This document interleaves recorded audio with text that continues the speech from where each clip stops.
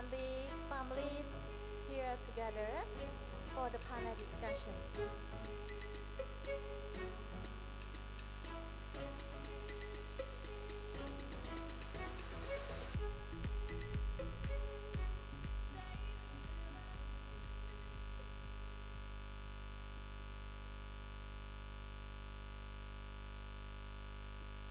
Okay, good afternoon everyone. Good afternoon everyone. Okay, thank you for your response. Okay, first of all, I would like to welcome our CMB families. Yes, and it's my pleasure to welcome Tan Sri Muhammad Nazir bin Ahmad. And welcome our director, Mr. Long Bien. Madam Asyalam Banti Abdullah.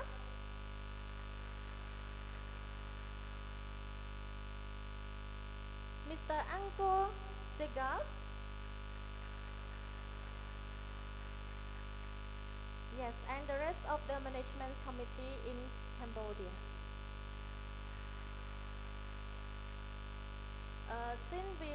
Okay, welcome Victor.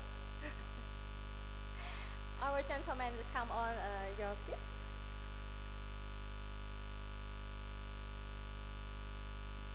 First of all, I would like to welcome everyone to stand up for the national anthem. Okay, so Korop.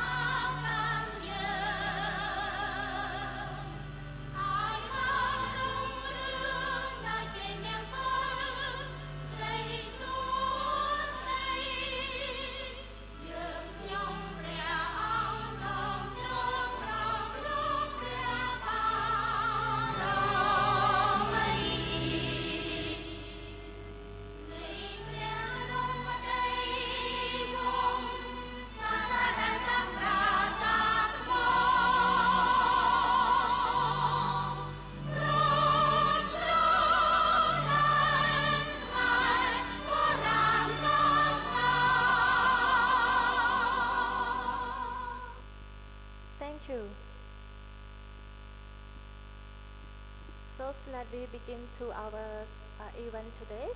Yes, thank you for joining us today for panel discussions with the topic of the safeguarding the bank. As everyone might aware that safeguarding the banks is the critical for the protection customer assets, ensures our bank financial stability and maintain our public trust, and the operation failures as well as our internal team. Today, we have the privilege hearing from our brightest minds in the banking sector who have shared the experience and expertise and perspective of the safeguarding of the banks. Before we begin the events, I would like to introduce and also welcome our panelists for today. I would like to welcome Tan Sri Muhammad Nazir bin Ahmad, Chairman of the Board Director. Please come on the stage.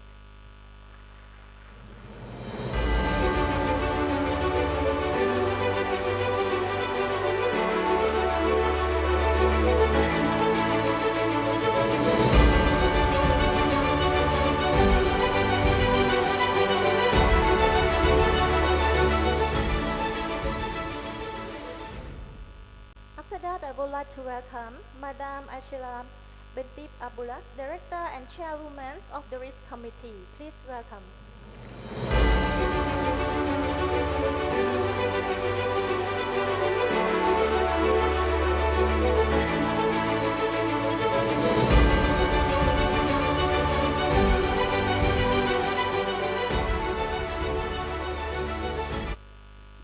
Yes, I would like to invite Mr. Victor Lee Mentex, CEO Grow Market and CEO CMB Singapore.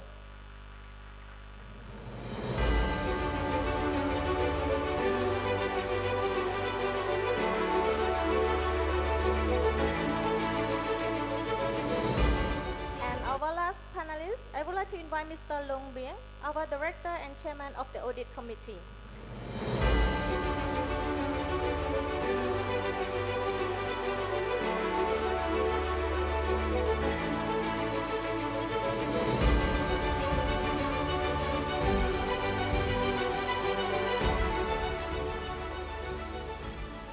Now it's time for me to pass the floor to Mr. Hong Jip, our head commercial banking. He will be our moderator for this panel discussion.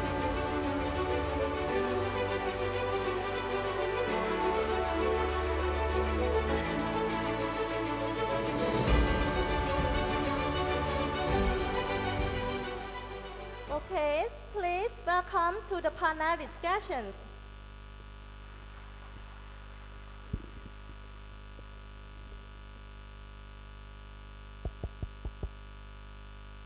Yeah, good afternoon.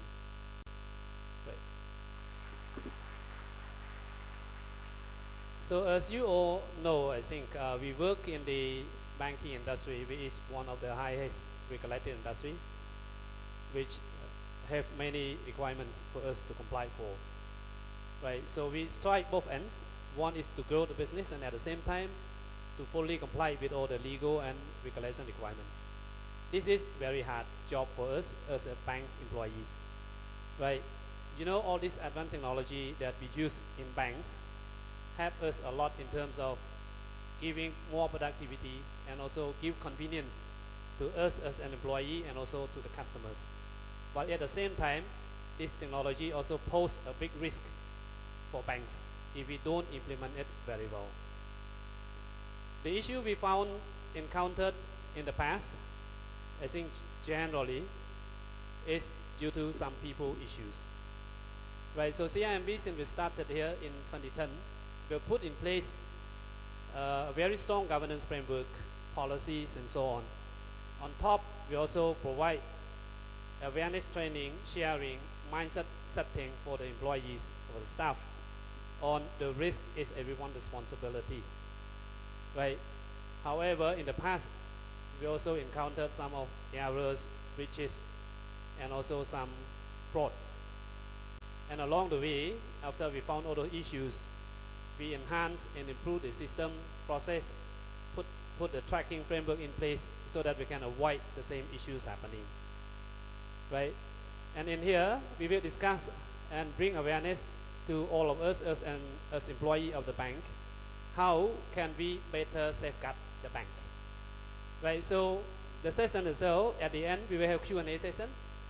So everyone can scan, I think, the QR so that you can post question in, or just raise hands so that we can deliver the mic and you can raise question immediately. But before that, I think we have some questions to panelists first, right? And question can be posted, or at the end, you can just raise hand and raise it immediately. So first question, I think we want to hear views from Tansi. Recently, there is a new concept on, I think everyone knows from the group CEO announced the better, simpler, better and faster. That's a new concept so that we can enhance both employee and customer experience, right? But with this approach that we need to do on this and also at the same time fully comply with the requirements are important. So Tansi, if you can share views on this, would be appreciated. Thank you. Thank you. First of all, good afternoon. Thank you to CIMB Cambodia for inviting me to be on the stage. So as you all heard just now, our new group CEO has made a new war cry. The new war cry is simpler, better, faster. So I think in the context of simpler, better and faster, in the context of our operation, our management and so on, the main purpose is how can basically it's about how can we improve our efficiency, our effectiveness, our productivity. That to me that is what it's all about. But at the same time, I think it's always good to remind ourselves because the group has also become more specific in terms of its general purpose. So the general purpose is, to advance customers and society that includes ourselves as members of the society, So the whole idea is whatever we do, can we do it so that our customers benefit, the society benefits, the community also benefits. So we have been doing, I mean, the bank has been around for many, many years. But still, we think there are always room for improvement. So even if we think we are doing well, the chances are we can still do better. So what we consider as well is as doing well, is chances are it's not that well yet. So how can we do things better, faster, and simpler? Is by always looking at the way we do things. So I think there should be an interest in ourselves on how to do things in a better and more efficient way. So, for example, what takes certain days to complete, can we do it faster? Can we improve the way we do things? Can we speed up the way we do things? But I think the worry is whether all trying to do things faster, better, and simpler, whether that will compromise. Doesn't mean you are effective. You're being efficient to yourself, but the outcome and the output doesn't mean very much. So effectiveness and efficiency always go together. So when we do this together, productivity will increase, because from my own experience, there are so many things that we do sometimes because we never think about it, so we are happy that it is going on as usual. But the moment you sit down and thrash out, why can't this be done in a more efficient manner, the chances are productivity will increase without having to incur more costs. So the moment you increase productivity at the same cost, then the cost per unit of doing things becomes lower and cheaper. So I think this concept of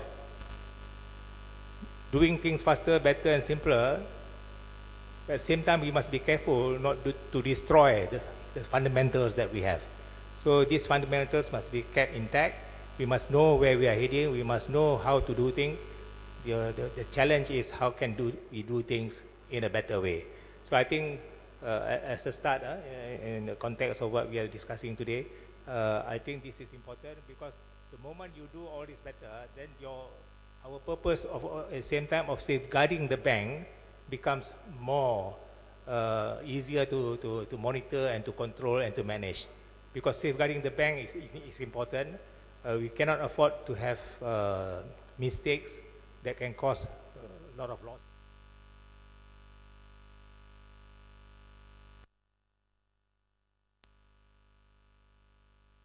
When we say we safeguard the bank, that means we will not do things that will destroy the bank, but at the same time we will continue to do things that will improve the performance of the bank. That's what you mean by safeguarding the bank. You don't want the bank to fail.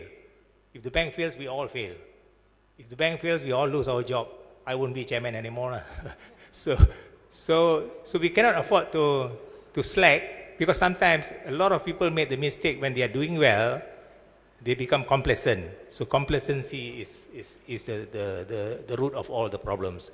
So the moment you become complacent, you think you're so good already, you don't try harder, you become relaxed in your approach, you think things will happen because you have been successful before, you think it will continue to be successful. But please remember, you cannot continue to be successful if you do not continue to improve the way you handle your job, your work, and so on. So I think it's important to understand all these basic concepts. Remember, our job is, our purpose is to advance society and customers. And how do we do that? To be able to do that, we need to protect the bank from failing. And how do we protect the bank from failing? We make sure that the way we do things are in the most efficient and effective manner. We ensure that productivity will increase. Then only we can go back to the basic of meeting our purpose in existing. In our existence, purpose of our existence is what should drive us into achieving success. So maybe I will stop here, give a chance to the others to say something.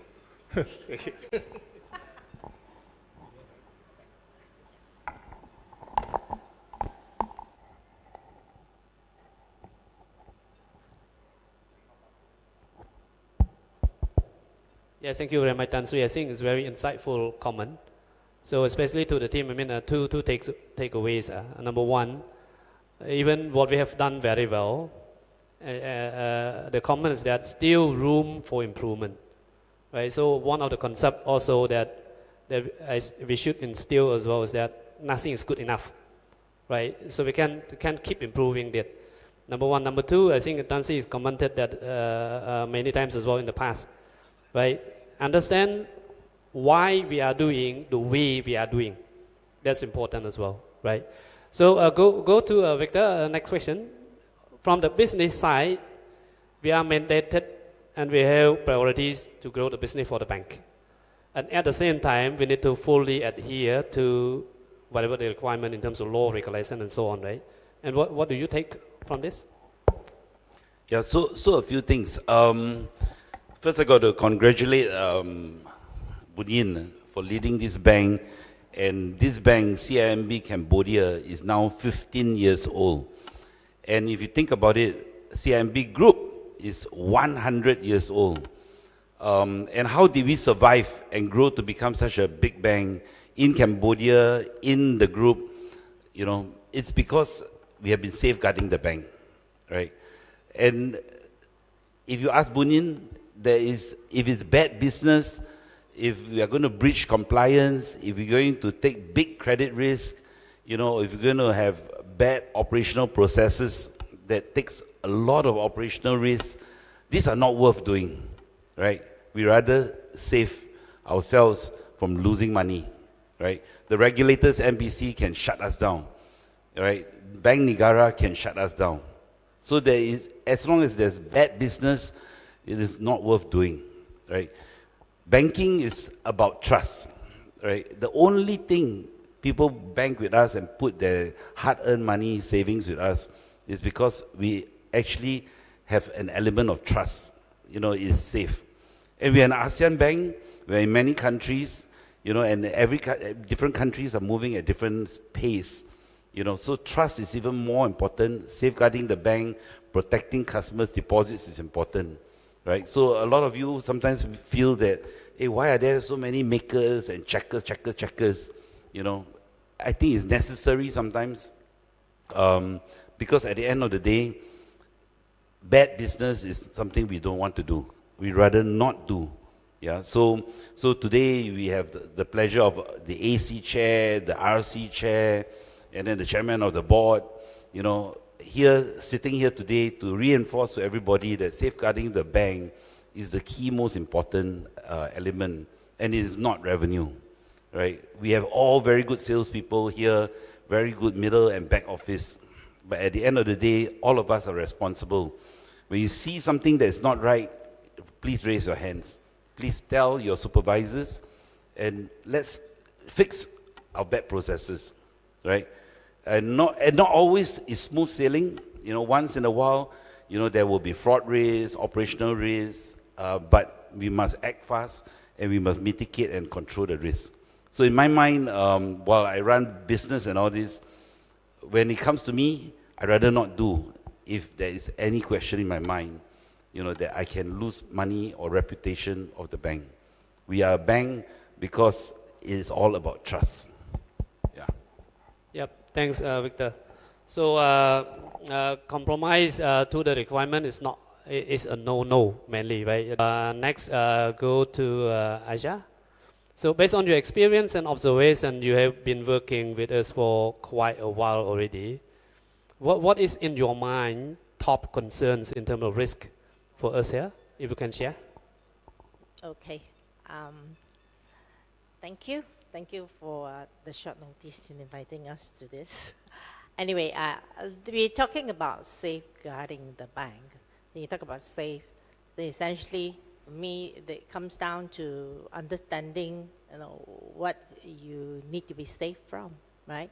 So it goes back to the basics of understanding the risks that we face in the bank, in, you know, our work, and how we handle the customers.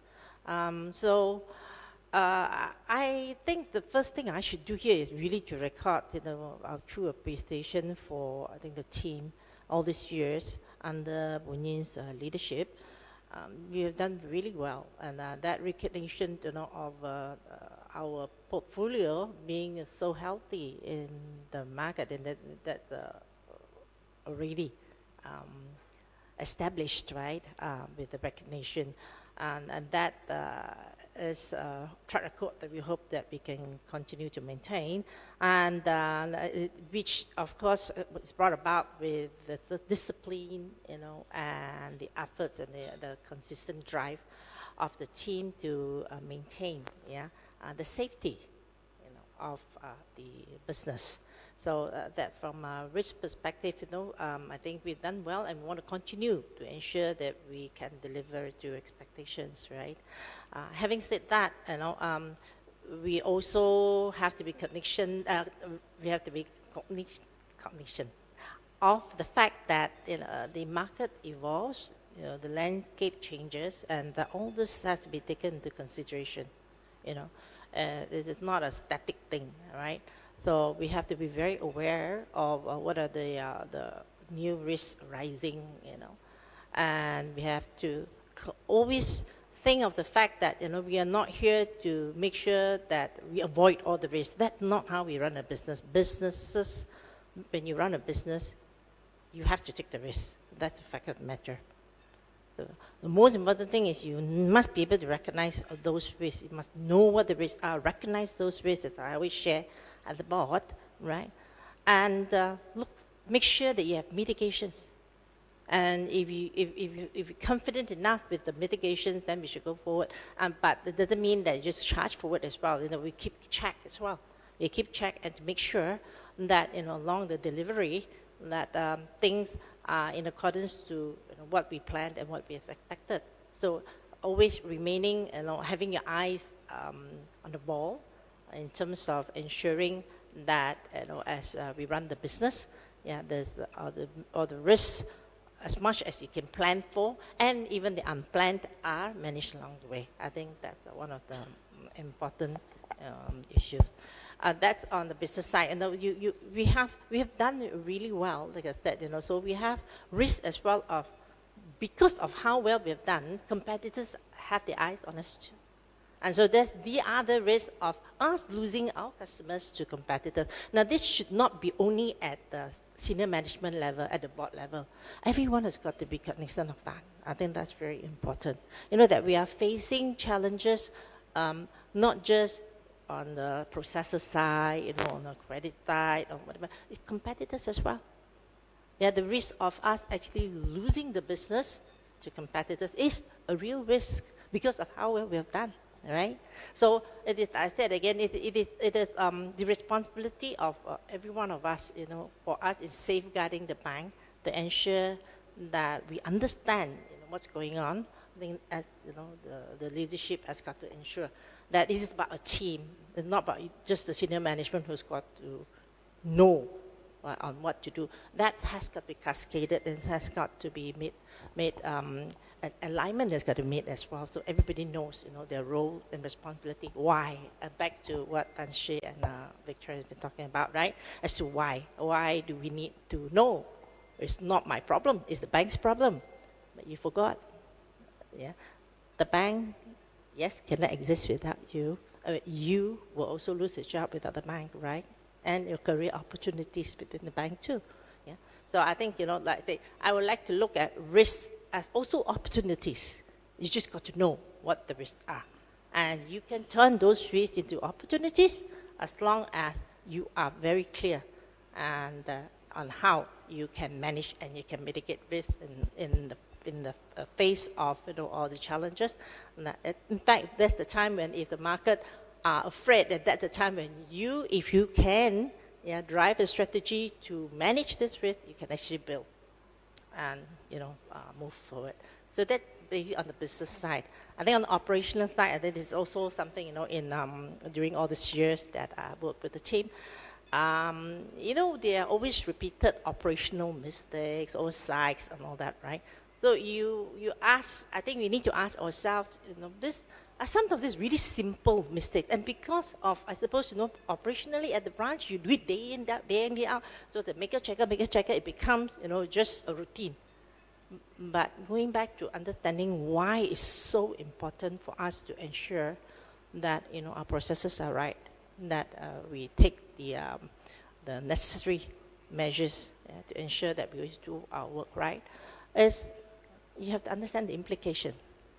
Yeah, when these things happen, when mistakes happen, what could be the risk? Yes, it may not happen at the time when you make those mistakes, but they could be very potentially, right, rising consequences that can cause losses to the bank, can cause regulatory breaches, So back to, it has to be more than just work. It needs to be ownership. There needs to be a sense of accountability to each other. And I just forget about the bank. I think at the level of us working, in our day-to-day job, if we can embrace that of looking after each other. I call it as looking after each other, even in how we actually, conduct our businesses and our operations today.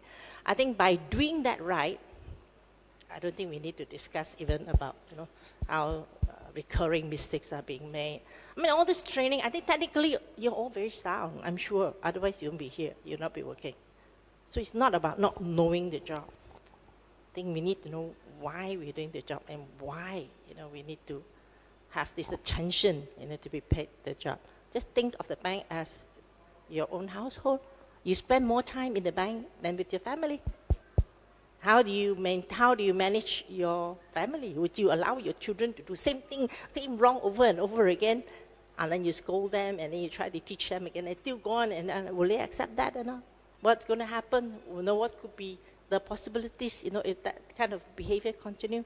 I don't think it's any different as in the bank too. So this is, in fact, for me, as I always say, the amount of time, the amount of attention that they give to each other is much more than our family. So why treat all of us lesser than the family?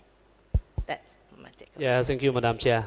So Madam Chair has shared with us not only the risk angle, right, but also from the business angles as well, because she usually concerned about the business growth as well. If we don't grow, as Tan Sri shared, if the bank is not successful, I mean, we are not successful.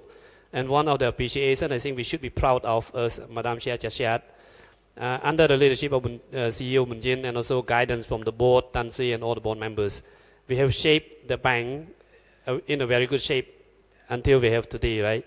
Low NPL, minimal operational risk issue, and so on. So this is the pride of all of us should be having, right? On this as well, with regard to risk, right? One of the components when we identify or when we observe any risk component, escalation is very important. So Victor also touched a bit in terms of escalation. But I want to pose a question to Bong Bieng, the chairman of the audit committee, to share with us what could be the discipline or principle that we should escalate issue we observe or we identify on a timely manner. And what can be probably consequences if we are not doing so?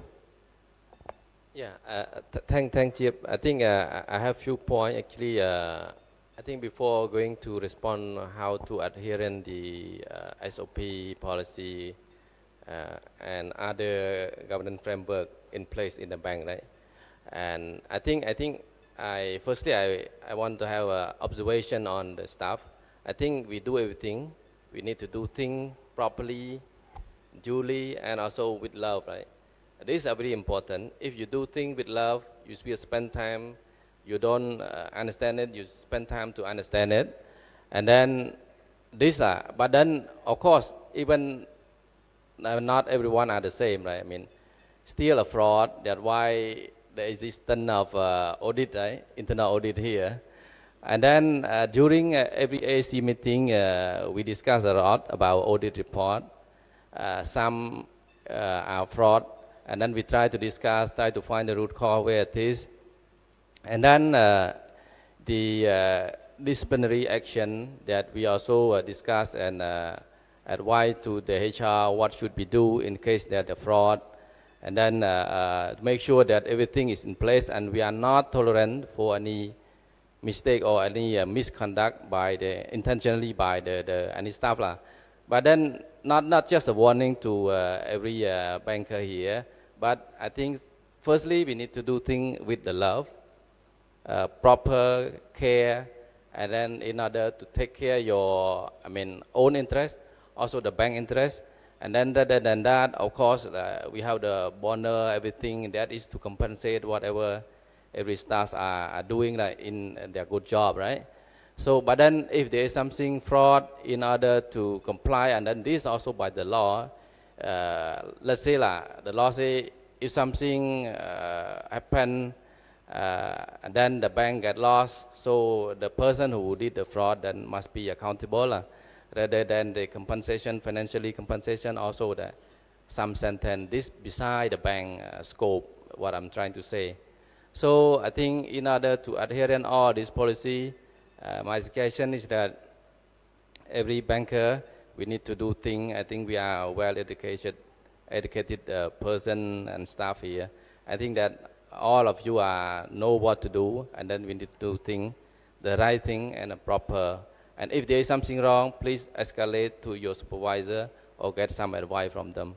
That is the right thing that we should do. Thank you. Okay, so I like the word love, talking about love. So we continue with love.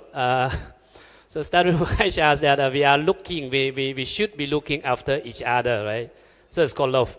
So one of the epic values is the collaboration, right? So collaboration requires us to work together closely, maybe with love as well. But every one of us has our own accountability and responsibility, right? We may love but validate. So Tansi, if you can share with us your view on how each and every one of us in different roles participate and engage with safeguarding the bank. Thank you, Chip. In the first place, maybe I just ask one question here. Do you all enjoy working for CIMB Cambodia? So this is the love that Biang is talking about. I think that is the starting point. If you do not like what you're doing, it's going to be a lot of problems. So first thing, you must enjoy what you do. And how do you find that enjoyment? Because you must do things that will give you the results that you want. So the results that you want is the results that the board and the management wants. So if you can achieve all those results, then you'll be happy, then you're contented, then you're okay to carry on. So talking about different roles that we play. First of all, don't forget the reason why CIMB Cambodia employ 469 people, because we need 469 people's effort to be successful. If we think we can do it with 300 people, we don't employ 469 people, right or not? So every one of you who are here, and also those who are not here but listening to us online or whatever, please remember that the reason the bank employ you because you have a role to play. So if you don't play your role, you are handicapping the bank. Because the bank has made calculations. We say we will do well if we have so many people, and these so many people do what they are expected to do. But if 10% decides not to do to the level that you are expected to do, this is where the handicap comes. There's an old English saying, English saying some more. A chain is as strong as its weakest link. So the chain, chain? Where you link together, you can have a long chain, you can pull it and it's strong, but it will break if there is one connection that is weak. So please remember that. By not performing well, you are weakening the chain, and the chain is going to break. When the chain breaks, everybody is affected, not just you. See? So this is the importance of roles. So I hope everybody understands, everybody has a role to play. Sometimes some people feel, I have a small role, not important, but I always give this example. You see, in the whole group that we have here, in any organization, normally, I personally always have a driver. I want my driver to understand his role is very important because he is the one taking me to where I want to go. If I have to be at the airport by a certain time and he is not functioning well, he comes late, he drives carelessly, I'm not going to be at the airport in time, I'm going to lose to lose what I want to do. So don't underrate your colleagues. Just because you're more senior, you think you're smarter, you think you're cleverer. Yes, it's all right to think you're clever. For you to think you're clever, I'm okay with that. But don't think other people are not clever.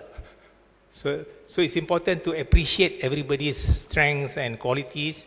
And the whole idea of working as a team is to collaborate, is to help each other, is to achieve a common purpose. So don't underestimate yourself and don't overestimate yourself also. The problem is bigger if you overestimate yourself. But underestimating yourself also is no good. Be confident, and I always say this for many years already. You cannot be confident if you don't have the skills, you don't have the knowledge, you don't have the experience. So take the trouble to learn, take the trouble to be good at what you are supposed to do. Once you have all those skills and knowledge, the confidence will come naturally. You become nervous when you don't have the skills and the experience and the knowledge. Once you don't have all those things, you become nervous, and once you become nervous, you can't even speak properly. Is it? So it's important to build self-confidence. Individually, everybody must be confident of themselves, but as a team, it's even more important that you work and understand each other's role. So sometimes when you talk about different roles, you see the common comment is in many places we see people working in silos. That means you just look after yourself, you are concerned about yourself, you want to make sure you are successful, but you forget that if you don't collaborate with colleagues, the other colleagues are not going to achieve good results, so they are going to fail. But don't forget, at the end of the day, if a few people in the organization start failing, these few failures can bring down the whole organization. So back to the chain, the strongest, the weakest part is the weakest link. It's as strong as the weakest link. So I hope everybody appreciate. Yes, we want to, when we say we want to safeguard the bank, it doesn't mean that we play safe, too safe also. So you don't take risks, you're not going to achieve what you want to. So the idea is to be smart. I mean, whatever risk you want to take, you must know that this is the risk that is within something that you can swallow and you can chew properly.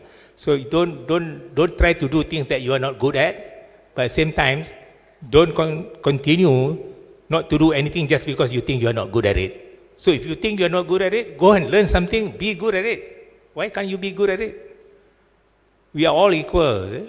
When it comes to human being, we are all equal. We have the same capacity to work hard. We have the same capacity, the same urge to do well.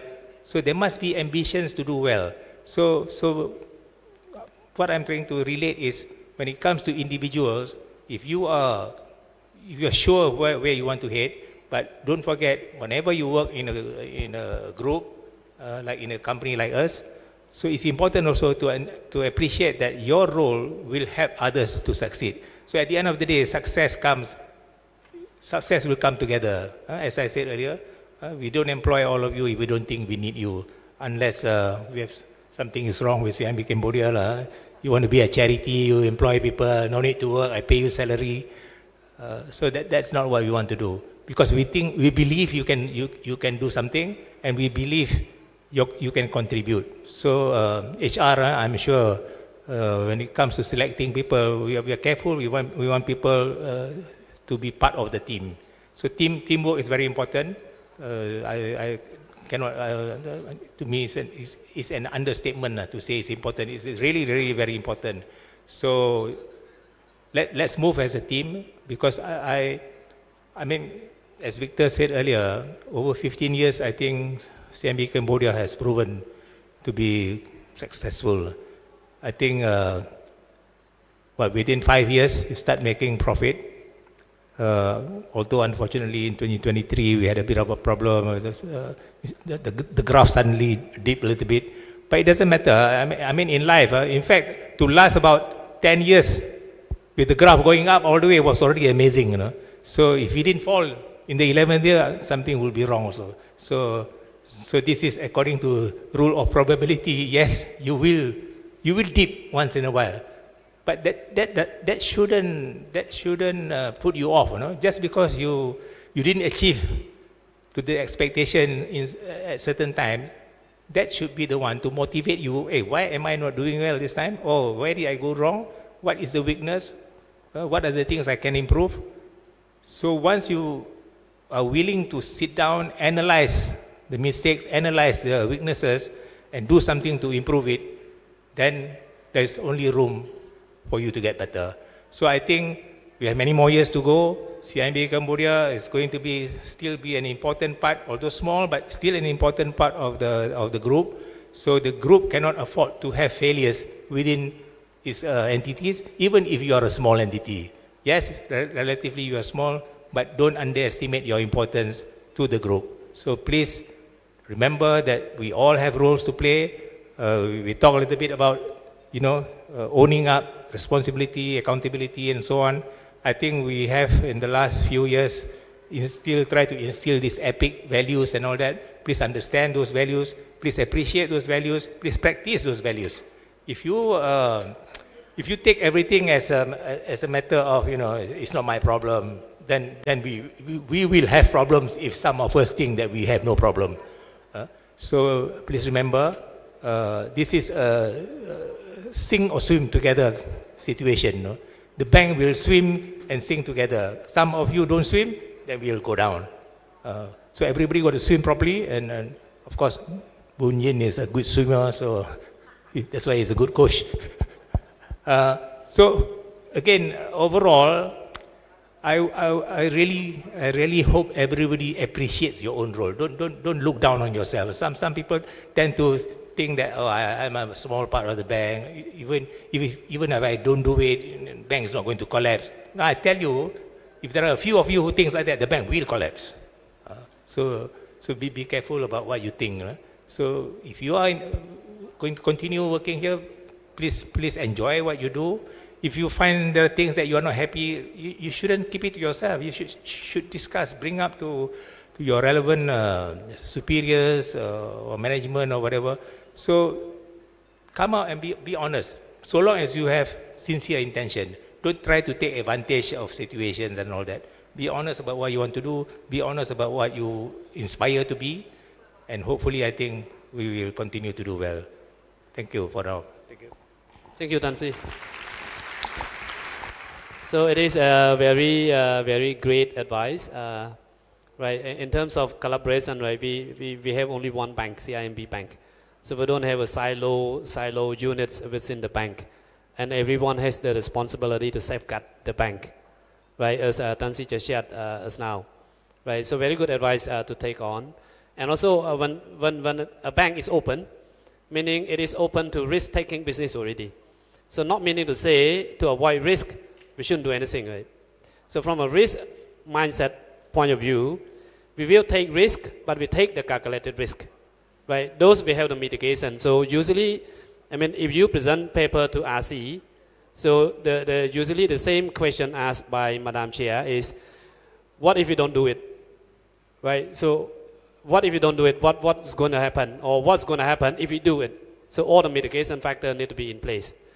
Right, come to the next question on the technology, right? So we have social media apps, we have online platform and so on, and usually one of the concerns is the leakage of the customer private information, right? So go Victor on this. How do we ensure, and how our staff can go and ensure the clients to have a peace of mind in terms of their information with the bank not to be leaked to others? Yeah. So just to kick it off first, first I must say that safeguarding the bank is not the job of Lanin, Chun, or Watanak, right? The second and the third line, risk compliance and audit, customer assurance, corporate assurance. Safeguarding the bank is the job.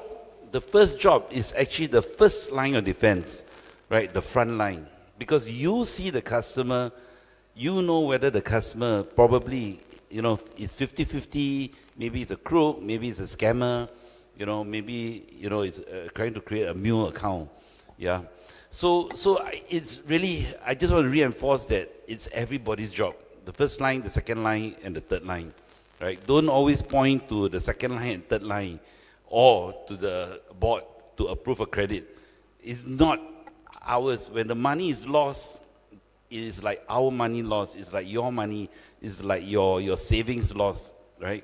You're losing the money of the shareholders. Then coming to online, and I give you a few experiences in Singapore. Singapore is like the scam center, you know, a few years ago, right? And people like to scam. And today, I'm sure in Cambodia, some of you maybe have been subject to scam. And the scammers are so sophisticated, you know, because they are full-time, we are part-time, right? We can only do as much as we can.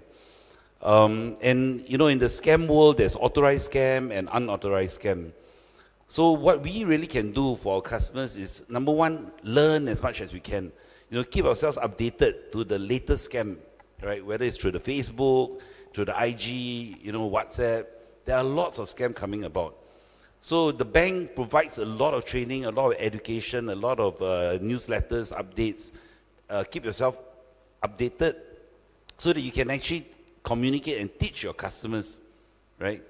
And I've seen some mules, for instance, you know, where they have love scams coming to the bank and they want to send money to their, you know, fictitious boyfriends or girlfriends. And sometimes our customers are so in love with the scammers, with the mules. They don't even know they are being cheated, right? So it's really our job, you know, to educate and stop it. And sometimes even in Singapore, we even have to get the policeman to come and tell our customer that you are part of a scam. You know, you are part of a love scam. Yeah. So it's a lot of education. And really when you're not sure, when the customer is not sure, please tell them, don't do it. Right? So keeping ourselves updated is very important.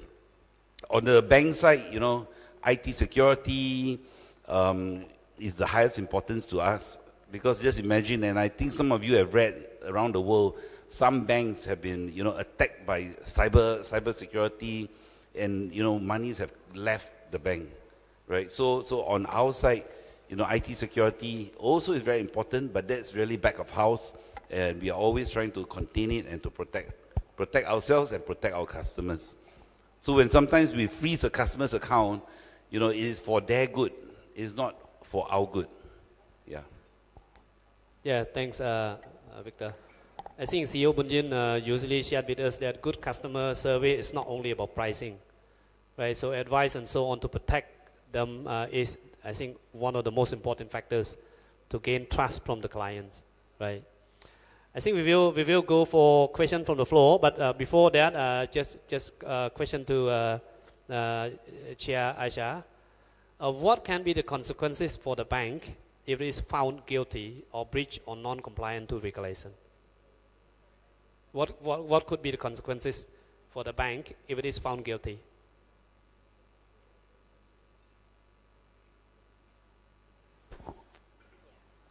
Okay.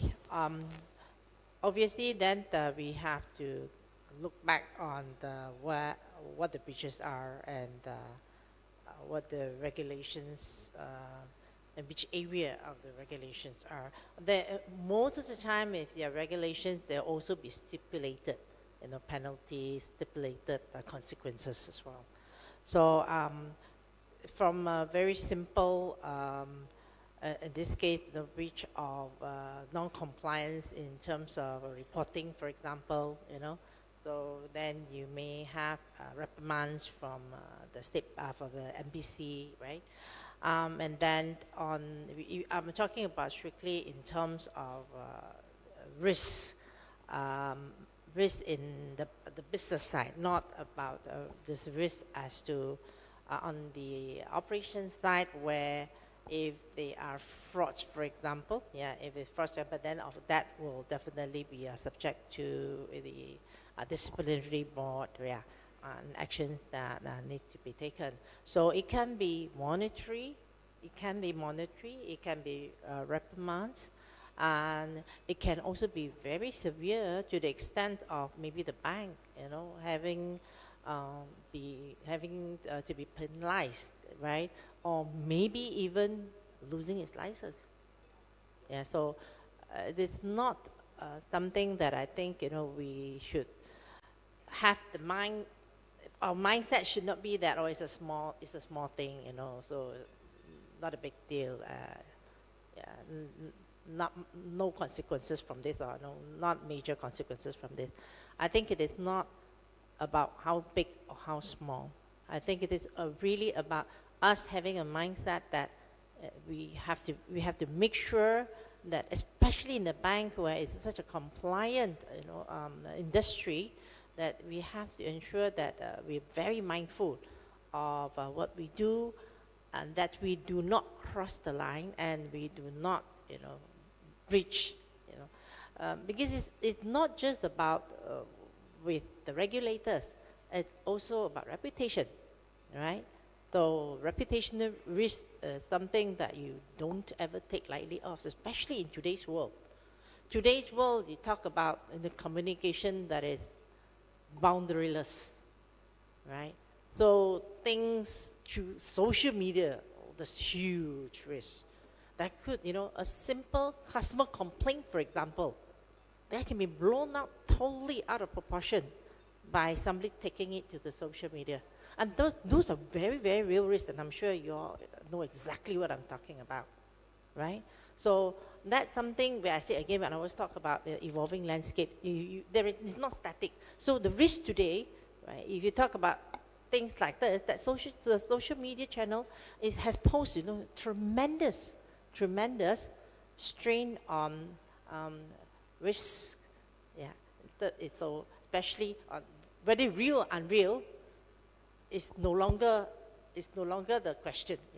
It's not even I think applicable anymore, because how they can take issues, right, into a social media. How do you manage that? Those are consequences that I think we will be very, very, very careful and very mindful of. Right, comes back to reputational risk as well. So I think that's one of I think the newest, so to speak, today, in terms of the risks that we need to be aware of and the consequences. Yeah, thank you. So this is a great reminder to all of us. As Tansi just highlighted, right? So the whole chain, when one small inside the chain breaks, it breaks everything. So from a risk point of view, I mean, even from the reconciliation matters, case counting matters, small amount can lead to big issues, right? So mindful for all those small things, because we tend, as a human being, we tend to neglect the small things, right? But that can break the whole thing itself, right? So I think we come to the Q&A session. I'm not sure, organizer, we have the questions pop up from the team, or you can just raise hand. So yeah. Oh, Jane.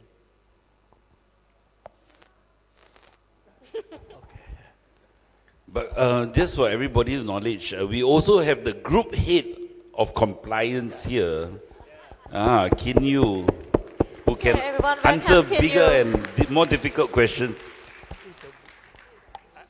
It's what I want to do it. Why you can foresee my mind? Okay, thank you, Chairman, and all panel discussion. I'm totally agree with what Peter talking about the trust.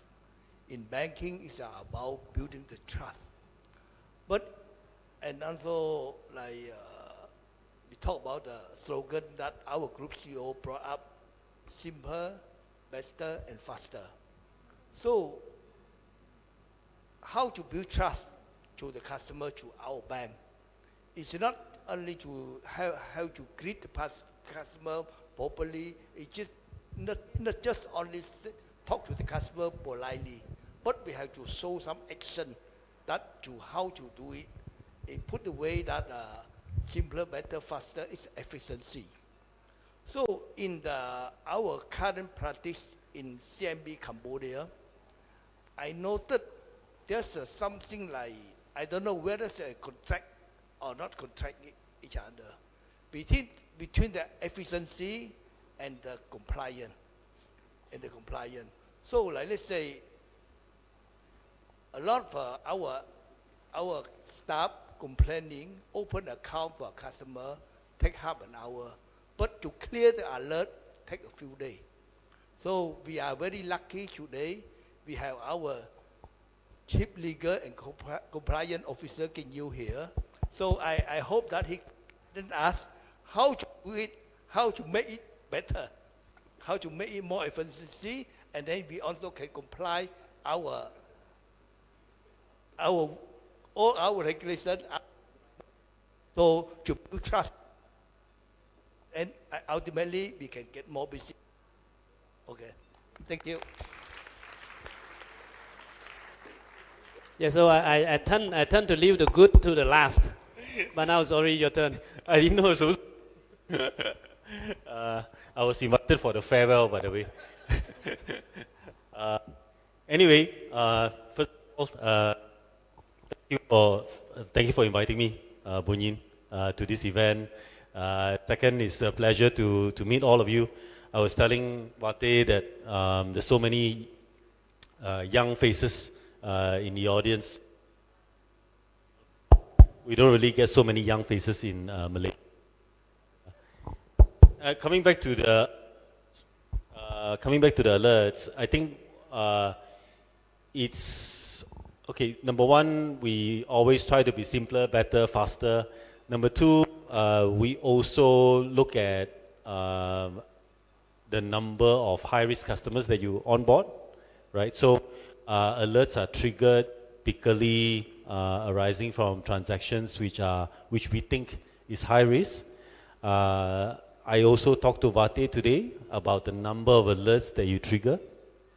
You have about 30 to 40,000 customers in Cambodia, out of which is about 20,000 which are active, and you are triggering about 1,000 alerts a month. And to us, it's quite reasonable, Bunyin. Quite reasonable. 1,000 a month, divided by 4 weeks, it's only 250 a week, and divided by 5 days, it's only 50 a day. Divided by 14 branches, not many lah. Yeah? Okay? It's just, so I just want to take it very logically, but of course, I think just talking about alerts, to me, it's a very reasonable number for all of you to look at it, right? But, and it's important as a bank that we have these alerts to show to regulators that we are monitoring the customer, right? So having maybe 14, 15 a day of alerts to clear, not unexpected. I won't give you the Malaysian number, it's a lot larger. Okay, coming back to the topic about simpler, better, faster, of course, we also talked to Vate about how to make it more efficient, right? So in Malaysia, we are using analytics to help us close some of the alerts. So to prioritize the alerts. So hopefully, we will also, together with Vate, develop some analytics to help to prioritize some of these alerts so that you don't use manual processes to close these alerts. And number three, we also want to look at how to enhance the monitoring to make it sharper, right? So again, a simpler, better, faster process, right? And number four is in relation to the ongoing due diligence that you do, right? So you have about, I think it's about 2,000 to 3,000 high-risk customers, right? Which is not a lot. And for these high-risk customers, you need to do ongoing due diligence. One way of doing it simpler, better, and faster is to use machine learning, or as we move towards AI, to pre-populate some of these ongoing due diligence. So you have templates that we develop, and then we pre-populate for you. So the human is only to use your subjective or your cognitive self to determine whether a particular customer is going to be suspicious or not. So there are many ways to look at simpler, better, faster. I'm just giving you of it. We are already doing it in some of the other countries. hopefully we can introduce it in Cambodia. Thank you. I hope that's the one and last question. Thanks, Ganyu, for the comment. So we have a question from the audience. I think we post this to Madam Chair of RC. So based on your experience, can you share some examples of those maybe mistakes or breaches or whatever non-compliance that other banks have? I think I will just refer to the most recent incident in Singapore, DBS. I think in the data management and the IT system breakdown. So I think all of us know about that incident, right? I think that is actually the key issue there is essentially, of course, IT and the management of IT as well as the data. Now, we would assume that they probably would have, they should already have all the policies. Singapore, right? So they would have all the policies, they have all the processes, and then the banks have been in operation for so long, right? So how did it happen? Right? How did it happen? So obviously there are gaps. There are gaps within how that has been managed in the bank, and it was not flagged out, and eventually, though that the huge breakdown that cost the bank a lot, as we all know, right? So DBS was the top bank in Singapore, and because of that incident, and I think even the group chairman was actually affected. So that's for me, one just very recent, but I think really critical example of how we have to ensure that all of us play our role, right? Each and every one of us, to try and mitigate, such incidences from happening, in the bank. Yeah, thank you. So next one, I think Singapore, we know Singapore is a lot more advanced in terms of this technology and so on, right? So the question asks, how can we protect the bank from all these attack, cyber attackers and so on, right? So Victor, you go. Yeah, so I just want to first add on the point on trust that we talk about. And I know of one Singapore local bank that say, I'm the most trusted bank. But do you actually think that when I ask you to trust me, you really trust me? I don't think so. Because trust needs to be earned, right? It's just your boyfriend-girlfriend relationship, husband-wife relationship, same thing. I can't tell my wife trust me and then she trusts me. I got to earn the trust. And the same thing, we have to earn the trust of our customers, right? And that's what today's session is all about, right? We try to reduce the incidence of breakdown. We cannot lose our customers' money, right? And especially the front line in the engagement with the customer, have to explain to customer why we do so many things, especially now in the light of money laundering, AML, KYC, we need to know, the source of funds and all this. These are, I think, important, right? Because, we don't want to deal with dirty money, whether it's drug money, terrorist money, or all this scammer money, right? So I think we need to do that.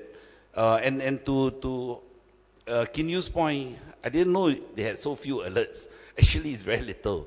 Singapore, we have a lot, right? And we have 600,000 customers.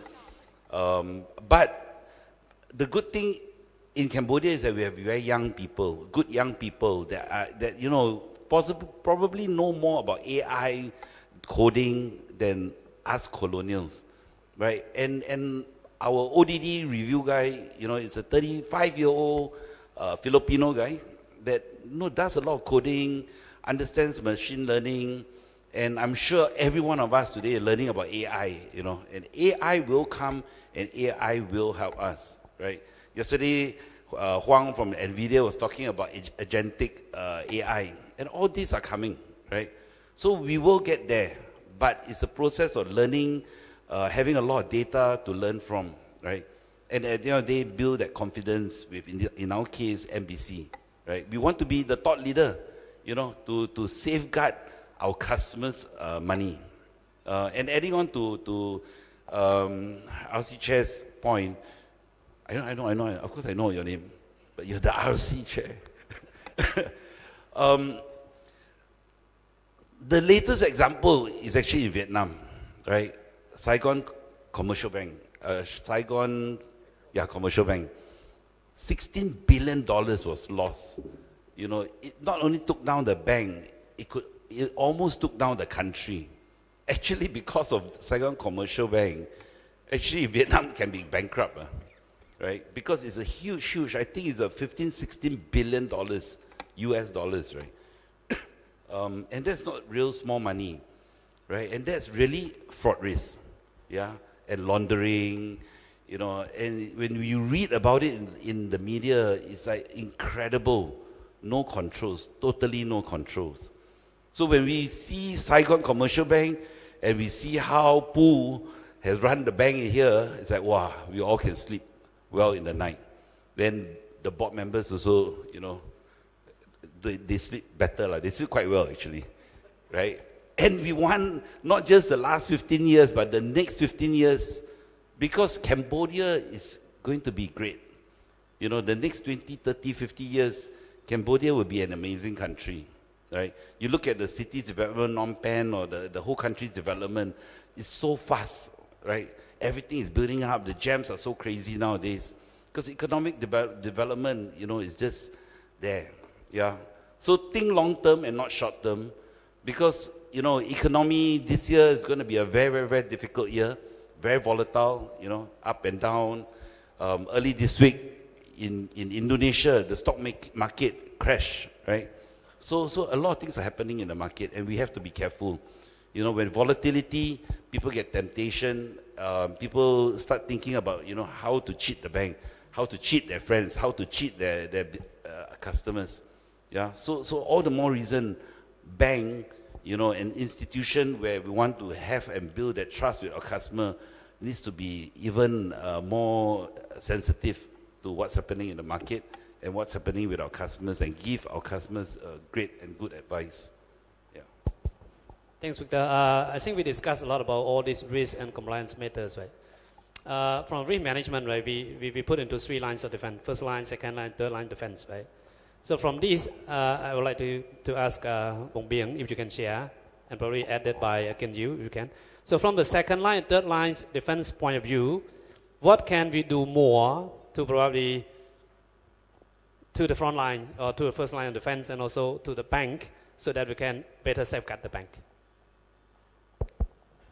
I think when we ask the third line defense, I think if we find out, like, let's say a fraud, or maybe something happen at the branch or at any division, I think firstly there must be a consultation between the internal audit and whether this, whatever the internal audit understand it correctly, and can we do better by doing this way, some kind of thing.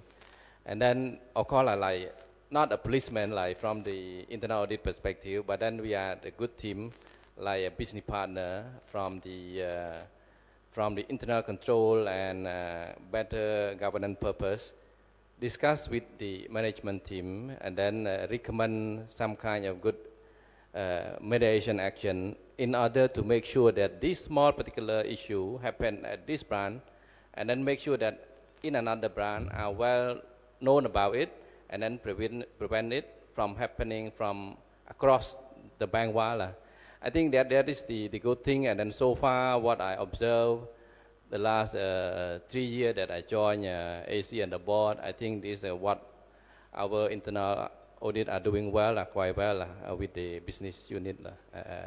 I think that what I observed, and then give a good credit to also our internal audit. So far there is no complaint from the business side, like this very too strict or whatever. That sounds good to me. Yeah, thank you. Can you anything to add to the first line? From a second line of defense, I think it's important. It's important that everybody asks the question, owns the risk, right? So every risk in the bank has to be owned by one part or one person in second line of defense, right? So, for example, if it's AML risk, it has to be Pate. If it's legal risk, it's to be Sophia, right? But you need to ask owns it, liquidity risk, or who owns it, the building risk, who owns it, right? So there has to be an owner to it. And when something happens, you have to ask, did the owner design the process wrongly, right? So if we design the process wrongly, then also the second lines. Yeah, so most of the time we only punish the person who executes it, but we also need to look at who is the designer of the process. Yeah, thank you. So from the audience, from the team, any other question you want to ask? Just raise hand.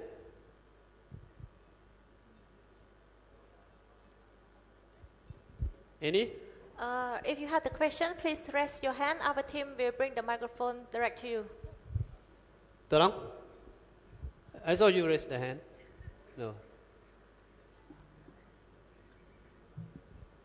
So one of the other questions. So I read question first, then you go. Yeah, you go there first. Okay.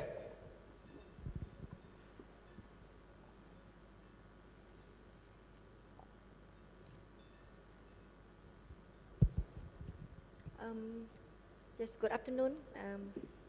I'm C. Yeah. My name is Darung from CIMB Bank, Sihanoukville branch. I have one question. What an effective approach to empower brand staff to take ownership, risk identification, and escalation without fear?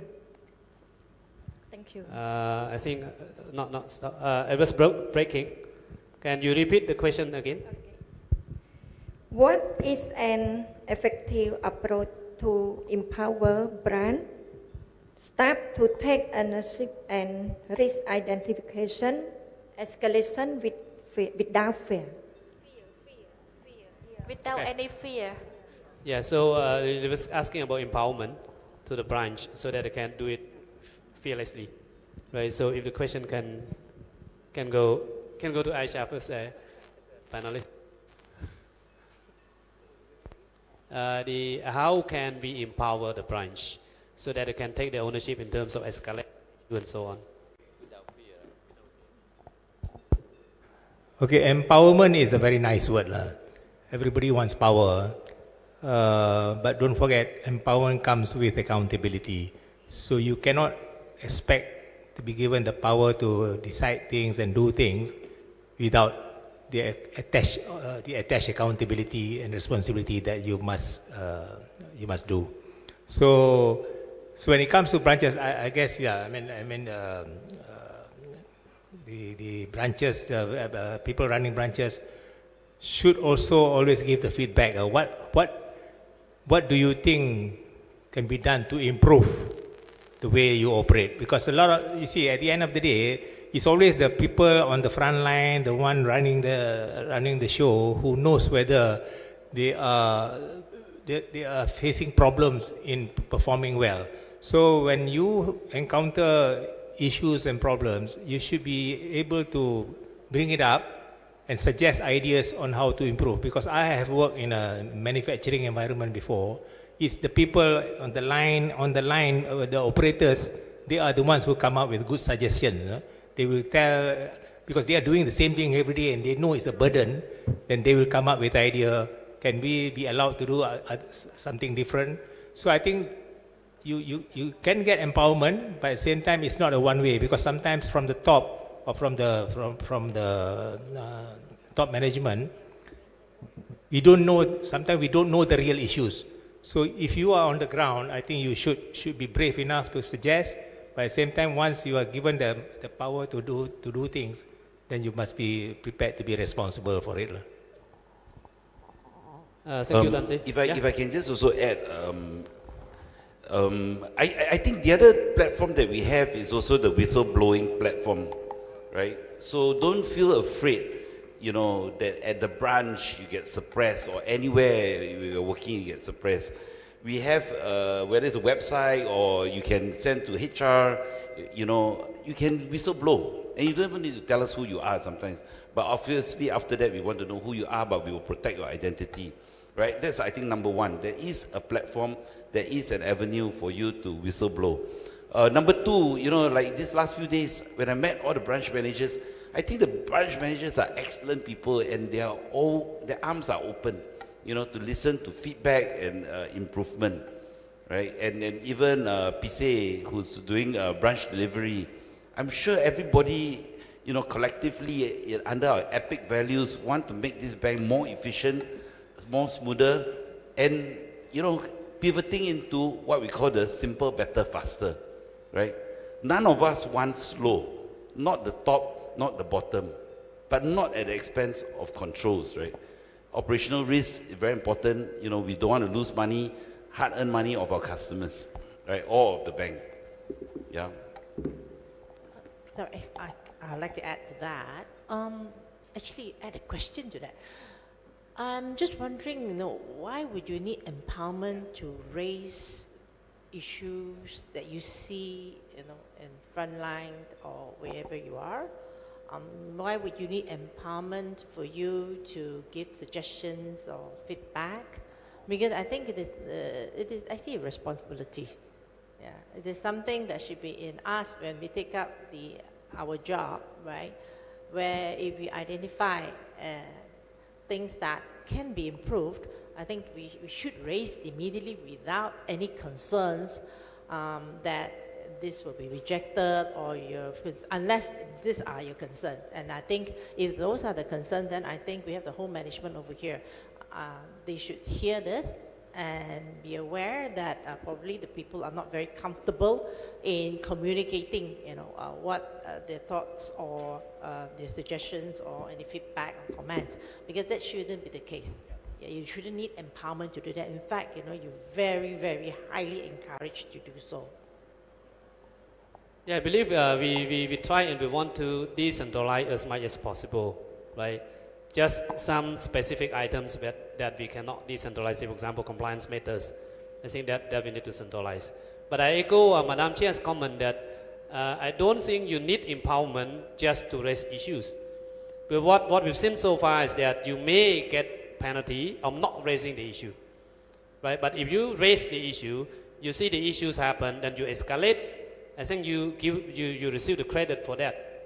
Right, that's all the escalation that we want, because usually we go to the tech and we ask the question, why did you not escalate this?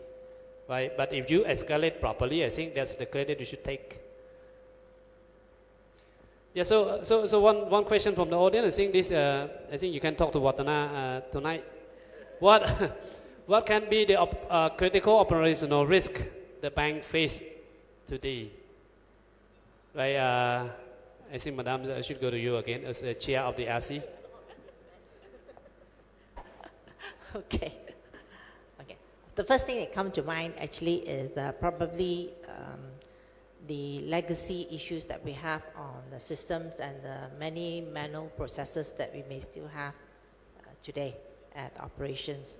I think that probably among, you know, one of the most critical operational risks, you know, that I see that the bank is facing. Obviously, having said that, you know, you would also be assured that we are fully cognizant and we are driving, you know, changes to make sure that we remain ahead of the curve as much as possible, and we are addressing this, you know, seriously, taking serious attention on this one.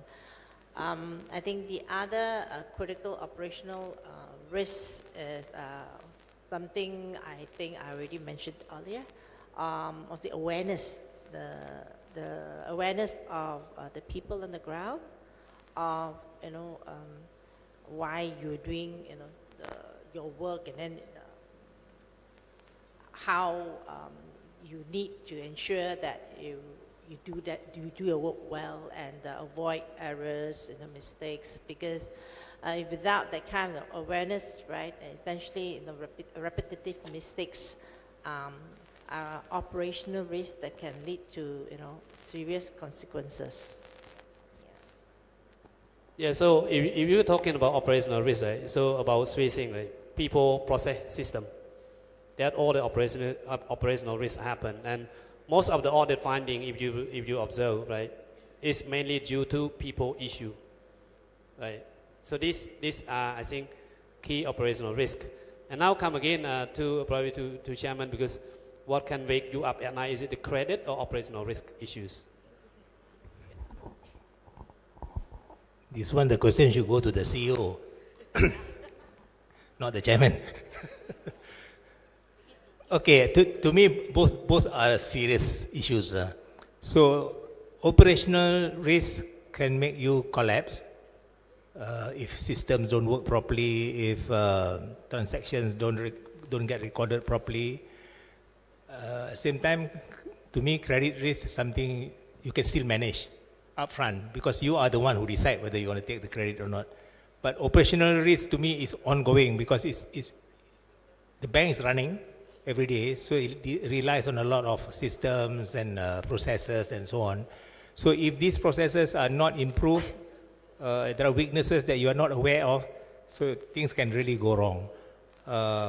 Whilst to me, credit risk is something you knowingly go into it. You have a chance to evaluate. But when it comes to operational, especially when you have been around long time, so it's ongoing. So you just don't know when something is going to collapse.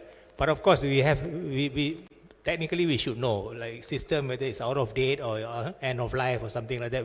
We should know and we should plan for it. But at the same time, I think the other thing is to improve operational risk especially, is I think we all should be brave enough to evaluate the processes and the applications and the systems that we use time and time again. Because sometimes what is good today, next 2 years is not good enough already. So I think as staff of the bank, if you think that the way you do things is not really the most efficient anymore because you know it can be done in a better way and a safer way, I think the courage to bring it up should be there. You should not keep it to yourself because what is operationally good 2-3 years ago may not be that safe anymore today. So I think there has to be somebody in the bank who is always looking at how to improve processes and processes and systems and so on, because processes can be outdated after some time.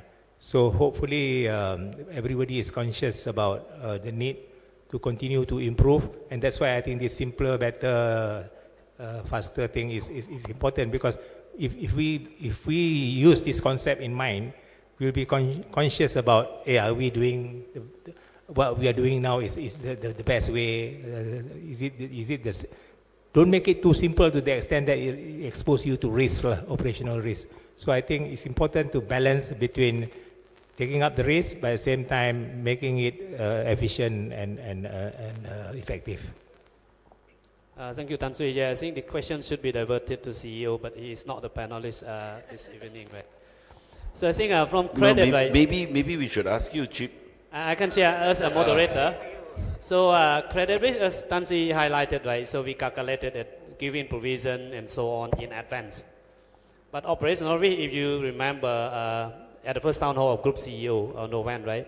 So he said the resiliency is important, right? System down, process breakdown, and so on. That is more serious than the credit risk, right? So that important. And again, if we sum up everything, go to operational risk, mainly because of people issue, and the people issue is us, right? Who create or who probably make errors in terms of daily jobs that we do.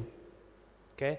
So next, I think we can take a few more questions, right? So I saw the other question, LOD, so on. I think the question from risk department, where all these LOD abbreviations only risk department knows well. So is it the risk who delay or who, how to say, drag down the business growth, right? Because there were arguments say, okay, you slow down the process, you drag down the business growth, and so on, right? So what can be your take from for example, from audit point of view, Wong Bien? Do you see risk as the unit or people who slows down or drags down the business growth? Actually, I think from the observer perspective, because I also one of the invitee to a Aussie meeting every 2 months, and then I see that there were a lot of discussion, question, answer, and then if something like not really comply with the SOP, or let's say, and then how whether we can do this way or that way. So the question whether the risk is an obstacle to the business, I don't think so. The short answer is that because they are very productive, and normally it's not about the risk design, but there is a discussion, reasonable discussion, try to find the way in order to protect the bank interest. That is the main goal altogether from the business and also from the risk team, right?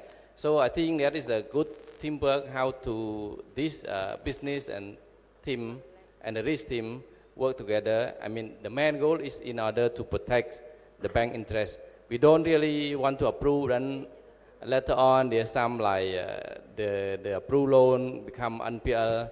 That will be another issue. And then through my 3 years also with the bank, I also noted that among the other bank, we do have a good rating NPL, which is quite low. Even last year and this year, little bit more. But compared to the industry wide, we are doing like quite better.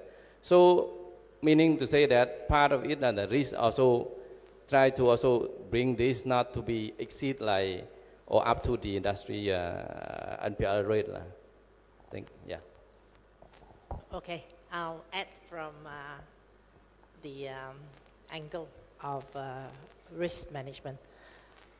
I think the question here is really towards as to how do we close that gap, right? And the operational efficiency, right, and the risk management in handling a case in order for the business to be able to turn around, fast to the customer. I think it's a fair question. I think this is where from the risk team, it's a continuing learning process where they cannot essentially they will have to keep a breath on what is actually happening in the market and the kind of industry that we want to land in, and because essentially you're talking about their understanding, as to their knowledge. If they have the base that is strong enough, where they don't ask, like you say, unnecessary questions, and they already have at least the fundamental understanding of the industry or of the businesses, I think that will help tremendously in their turnaround time and their credit assessment on a more accurate basis as well, without going through the rigmarole and I understand the heartache, right, of the businesses trying to convince the risk team. So it is not just about the business. I think on the risk team too, they got to make sure that you keep your knowledge and your industry expertise to the level where you can support the business as needed. Yeah. I just let me add. CIMB Cambodia, if you look at last year's number, your NPL is actually the top 2 in the whole industry in Cambodia. So actually our credit risk, our second line and the first line, you guys are bringing in very, very high quality customers. Our Vatana's credit management also feeling very safe. And then wherever the board are approving the bigger deals, everybody's actually feeling very confident on the credit side, right? And so hence between operational risk and credit risk, I personally worry more about operational risk because I can lose 300 million, I can lose 30 million all in one go, right? And in Malaysia, a few years ago, we learned a very painful lesson, right? And we then have to put in a lot of projects, to strengthen our operational resilience, right? And we don't want that to happen in Cambodia. You are quite a young business, a lot of things are new, and so everybody got to play their part. And I think Chip made a very good point about people, process, systems, yeah? And as the business grows, we'll invest more to digitize. You know, we will improve the processes, but at the end of the day, it's still about people. And people in this room and the colleagues who can't be here today, right? And you think about it, our group CEO talked about simple, better, faster. And what does he really mean? Simple, better, faster means we want to automate. When we automate, when we digitize, we will have less mistakes. Because at the end of the day, we're all humans, right? We know maker checker. Sometimes the checkers get so comfortable because I see Sana every day. After 3 months, maybe I forget to check, or I don't check, or I trust her, right? We build a trust. And that's where the people issues come about, right? So it's always boiling down to people. So simple, better, faster. And just now, simple, better, faster is also about empowerment, right? And we want to delegate a lot more, right? And when you build that trust, we will give you the delegation, right? You cannot demand trust, neither can you demand empowerment right at the start of a relationship. Thanks, Victor. If you can continue to the next question, which is similar to question number 2 between the business growth and also the risk factors, right? So between all the risk and business, I mean, the question is quite straightforward. Which one are we worrying the most, right, Victor? Victor first, similar to the second question I asked. I'll take the first shot at this. Okay, you take first. Okay. Oh, I don't think that we should be looking at each one independently. Yeah, I think this is where if your risk management is good, that's where I think your income. You're talking about sustainability income, or sustainable income, right? And that's where you will achieve your income, right? So in the context of CIMB Cambodia, I think we place a lot of definitely evidence, right, in our portfolio today, where we are, our healthy status of NPL in the market. So obviously we are not compromising risk, and as I mentioned earlier, we should never compromise risk, right? So why do we do it? It really is to make sure that our income is also sustainable. So I don't think it's a case of... Yeah, so I worry more about high growth.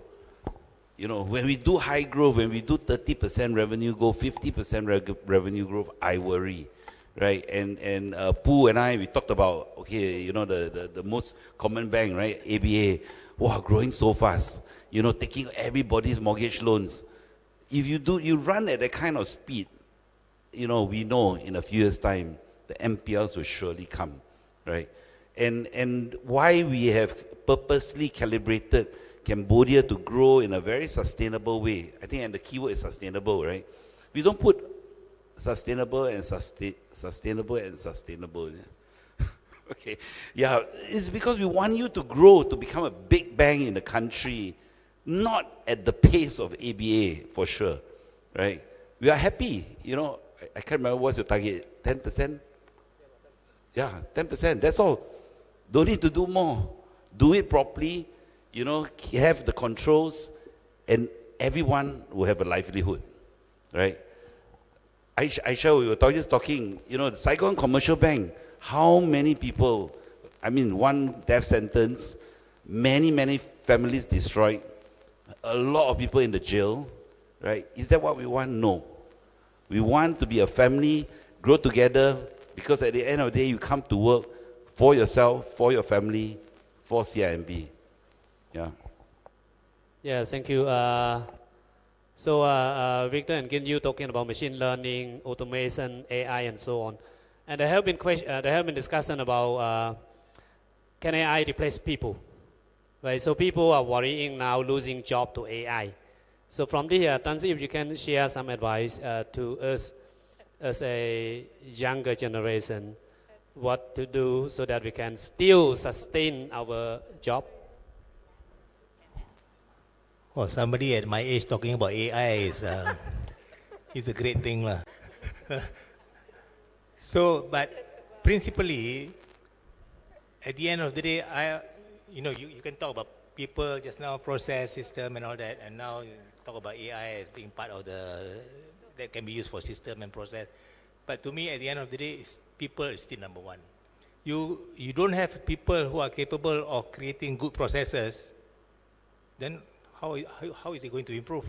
So I think, so people, a lot of arguments for the last few years already, people are worried about technology replacing human being, now AI replacing human being. But to me, at the end of the day, you still need people to make sure the AI works. AI is not going to work by itself if nobody creates the AI in the first place.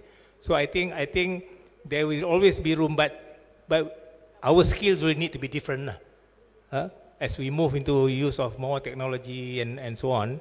So I think our personal skills, we got to change. What we are good at now may not be good enough to utilize the technology that is available.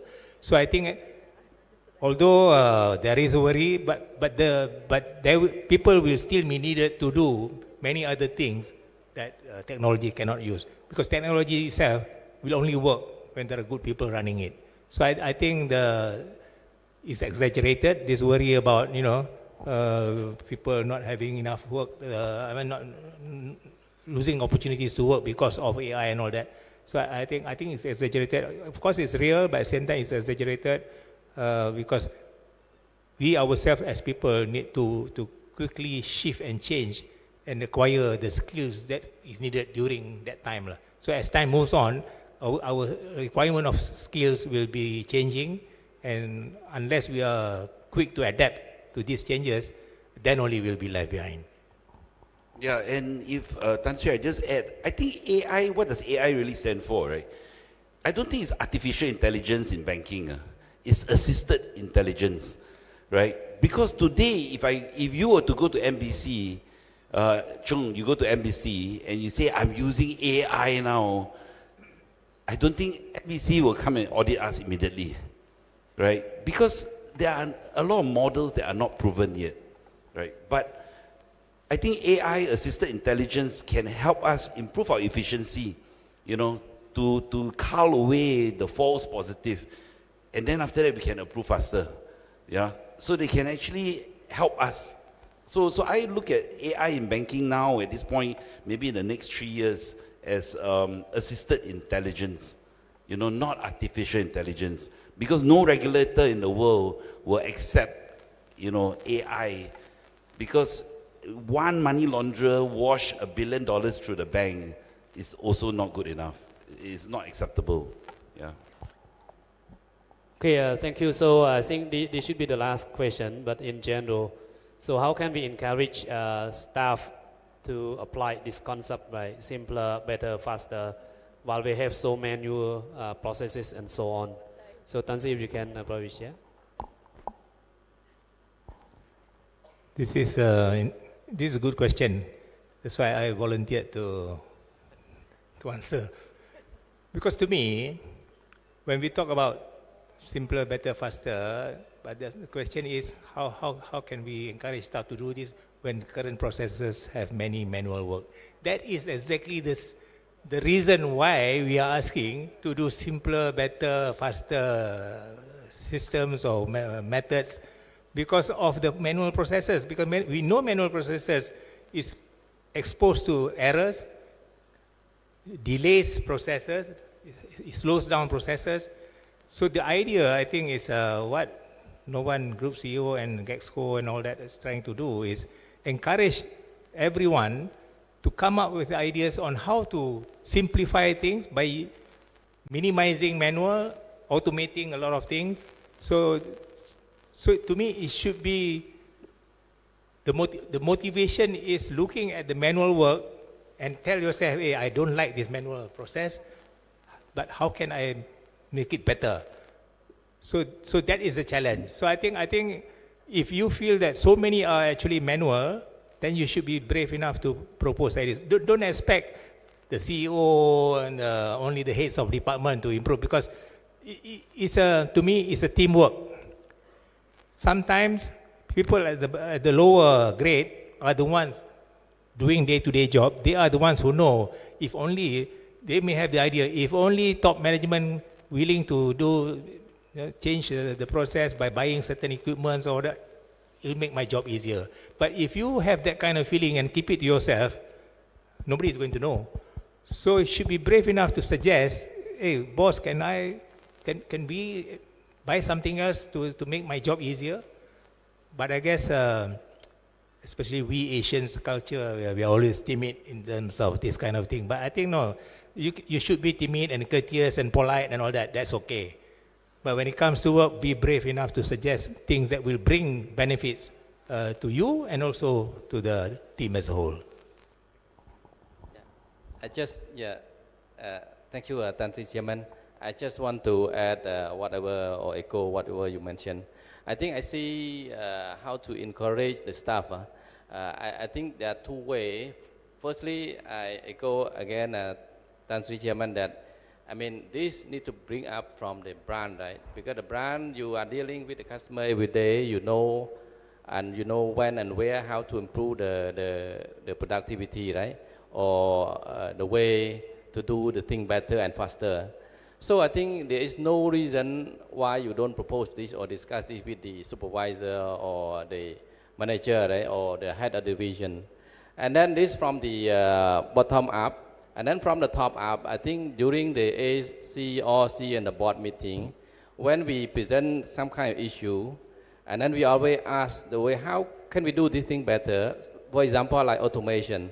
And then if there is something possible, please study, we can do this, we can improve this better or not. So I think both from the top and from the bottom up, I think there is a way to do things better.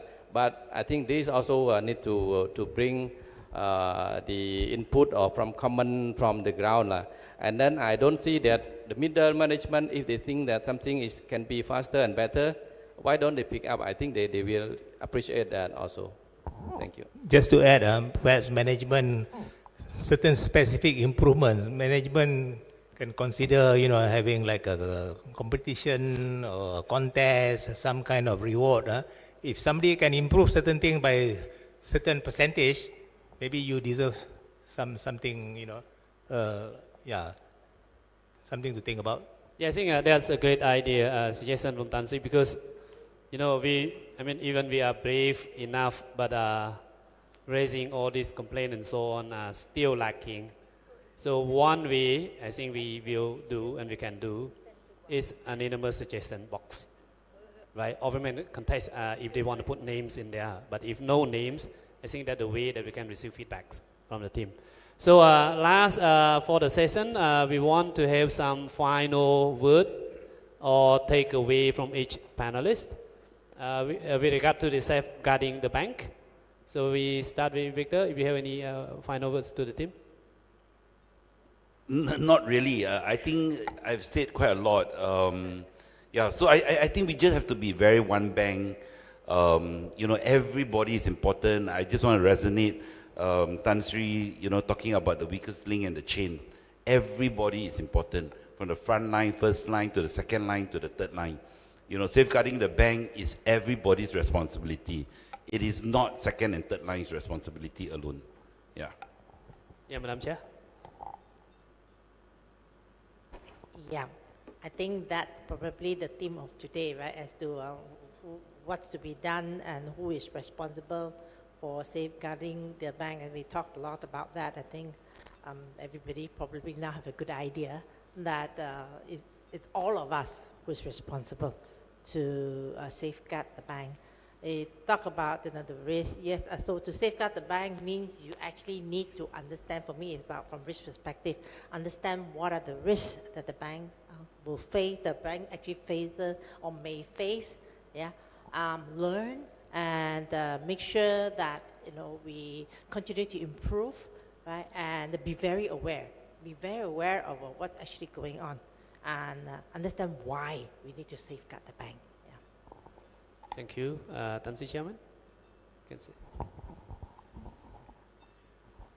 Okay, to round up, I just want to repeat some of the things I said. At the end of the day, it's all about people. So we are the people. We can make or break the bank.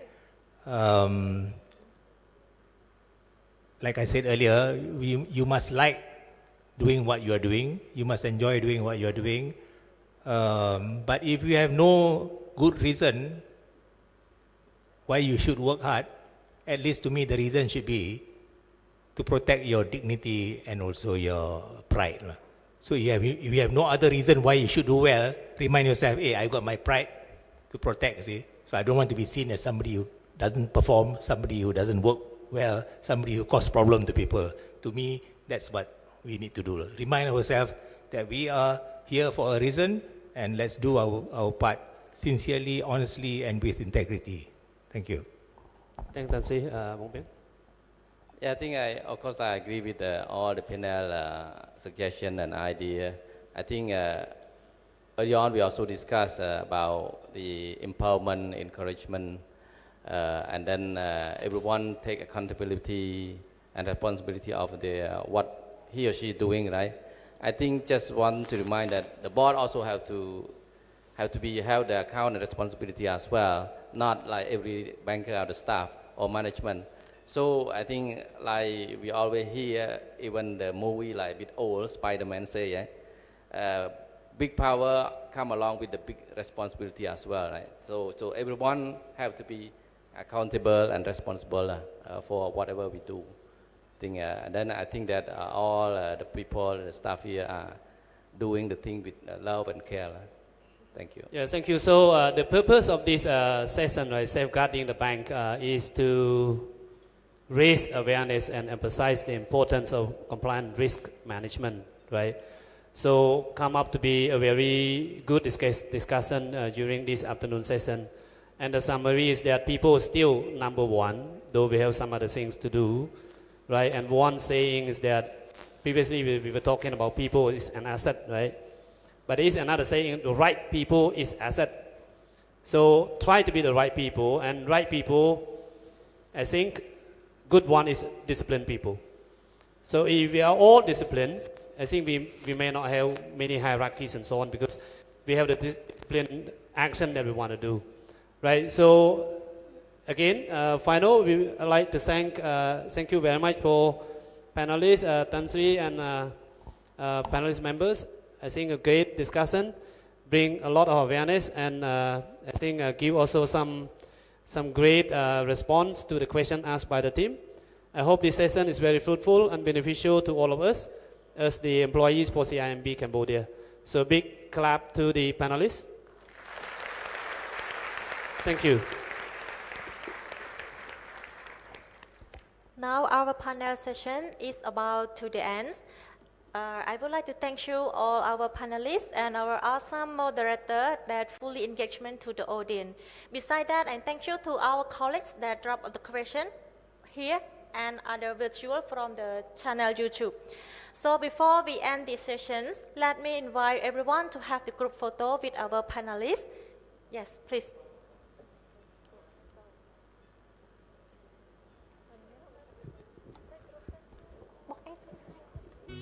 Yes, please, our management come on the stage and our team just on the ground.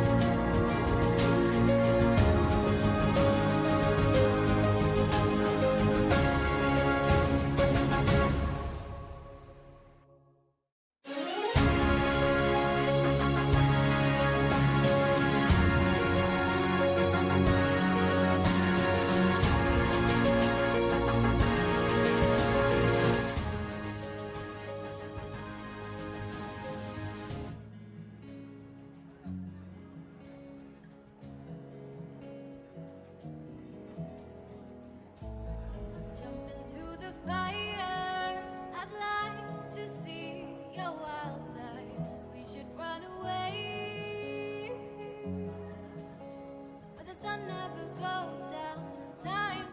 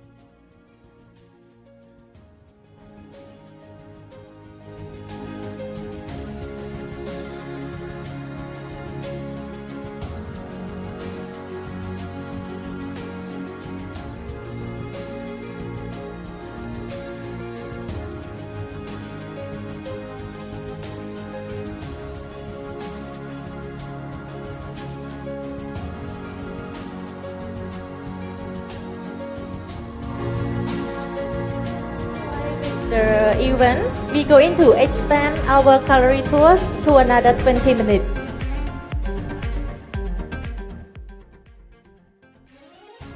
ដោយសារសង្កេតឃើញថាគ្នាយើងកំពុងតែសប្បាយជាមួយនឹងការថតរូបសំណេះសំណាលអញ្ចឹងចំពោះកម្មវិធី Gallery Tour នឹងចាប់ផ្ដើមនៅក្នុងរយៈពេល20នាទីទៀត Hãy subscribe cho kênh Ghiền Mì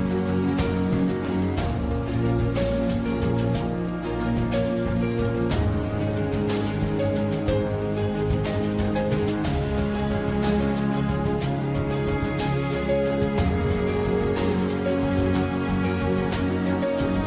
không bỏ lỡ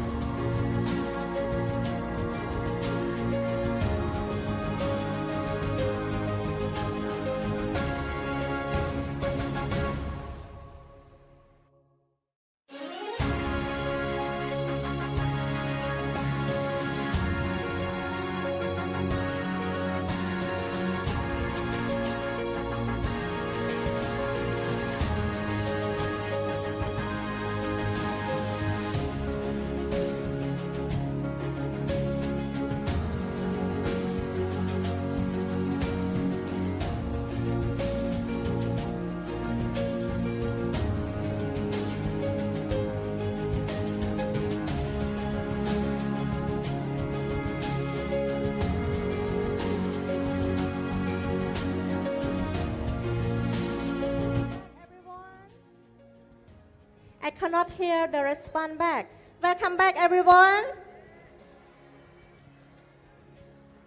Good evening, everyone.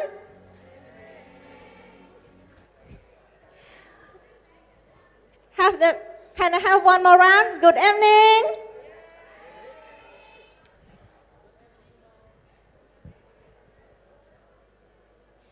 Okay, welcome back to our special gallery tour.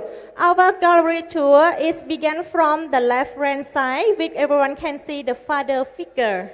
So our management will lead our management and our director and the board for the gallery tour. Everyone, you can join the gallery tour to see how 15 years with CIMB. Let's begin.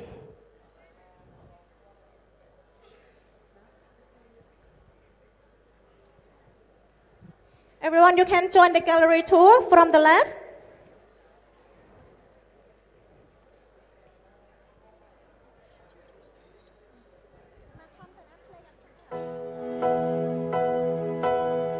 Từng ởគ្នាអាចចូលរួម gallery tour ទាំងអស់គ្នាតើដំណើរការ15ឆ្នាំមានអ្វីខ្លះទៅនៅក្នុងផ្ទះក្រណាត់ក្រហម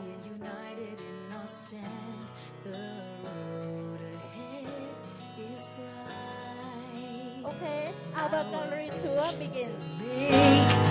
ជួយទះដៃមួយទាំងអស់គ្នា The passion deep within is to fulfill all our dreams. United